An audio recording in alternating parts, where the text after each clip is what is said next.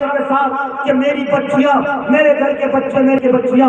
کسی کے ساتھ غلط معاملات میں یا کسی کے ساتھ افیئر میں نہیں پڑی، کوئی نہیں کہہ سکتا۔ ایک آدھ لوگ کہہ سکتے ہیں کہ میرا گھر پاک ہے، میرا گھر اس سے پاک صاف ہے، ورنہ اکثر و بیشتر لوگ یعنی شاید بیٹھے وہ اچھی طرح جانتے ہیں، سرپنچ صاحب بیٹھے وہ بھی اچھی طرح جانتے ہیں کتنے طرح کے پنچایتی آپ کے پاس جاتے ہیں، کتنے طرح کے انصاف جاتے ہیں۔ لوگوں جس وقت تمہیں آنکھ کھولنا چاہیے اس وقت تم آنکھ نہیں کھولتے ہو۔ تمہیں تو چاہیے کہ تیرا بچہ جب صرف 4 سال 5 سال کی عمر کو پہنچے،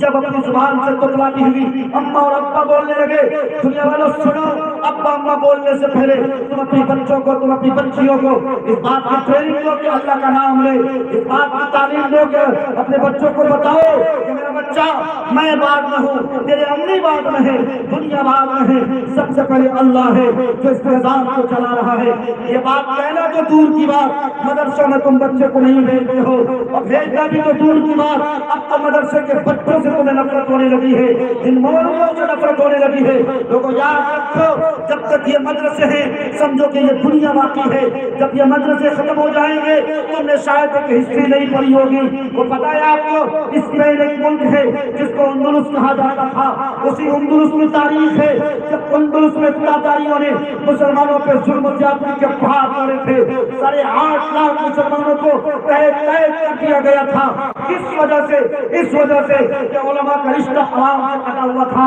یعنی مولویوں کے خلاف عوام کو بھڑکایا گیا تھا، کہا گیا تھا کہ ان مولویوں کے چکر میں مت پڑنا، ان مدرسوں کے چکر میں مت پڑنا۔ جب لوگوں کا رشتہ مدرسوں سے کٹ گیا، جب لوگوں کا رشتہ طلبہ سے کٹ گیا، مدرسین سے کٹ گیا، ائمہ سے کٹ گیا، پھر کیا ہوا؟ اللہ کی طرف سے آزمائش ایسی نازل ہوئی ہے کہ تاتاریوں کے ذریعے سے ایک دن میں 6,000 7,000 10,000 مسلمانوں کو برسر عام چوک چوراہوں میں کاٹا جاتا تھا، ان کو مارا جاتا تھا۔ ارے اسپین سے بہت دور کی بات، ابھی حال ہی میں بس محض 100 سال کی بات ہے، اسی خراسان کا واقعہ ہے، جس خراسان میں ایک اللہ کے ولی ایک ایسا بندہ، جس بندے کو اس بات کی فکر ستا رہی تھی کہ اللہ کے کلمے کو بلند کرنا ہے، اسی بات کی فکر اس کو ستا رہی تھی۔ ایک گاؤں کا بہت بڑا انسپیکٹر تھا، ایک بہت بڑا دنیا دار آدمی تھا، اللہ نے دولت کے شمار کے رکھی تھی۔ اس انسپیکٹر کے پاور کا حال یہ تھا کہ اس اللہ والے کو وہ ستانے پر مجبور ہو گئے۔ جب اس اللہ والے کے ہاتھ کی 5 انگلیوں کے ناخن کاٹنے لگے اور ناخن کھاڑنے لگے تو تمہیں شاید معلوم ہو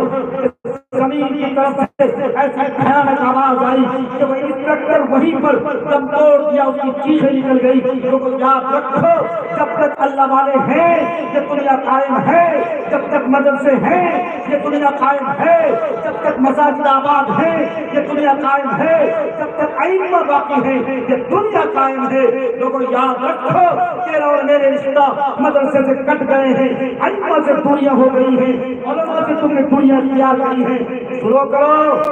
کرو، میں کہتا ہوں مدرسوں سے اپنے رشتے کو باقی رکھو، ورنہ آج تو تیری اور میری بچیاں ارتداد کے عادی کے شکار ہو رہی ہیں، غیروں کے ساتھ بھاگ رہی ہیں۔ وہ دن دور نہیں جب تیری اور میری بچیاں صبح اٹھیں گی مسلمان ہو کر، شام کو جب وہ سوئیں گی تو کافرہ ہو کر کے سوئیں گی۔ وہ دن عنقریب آنے والا وہ دن ہے۔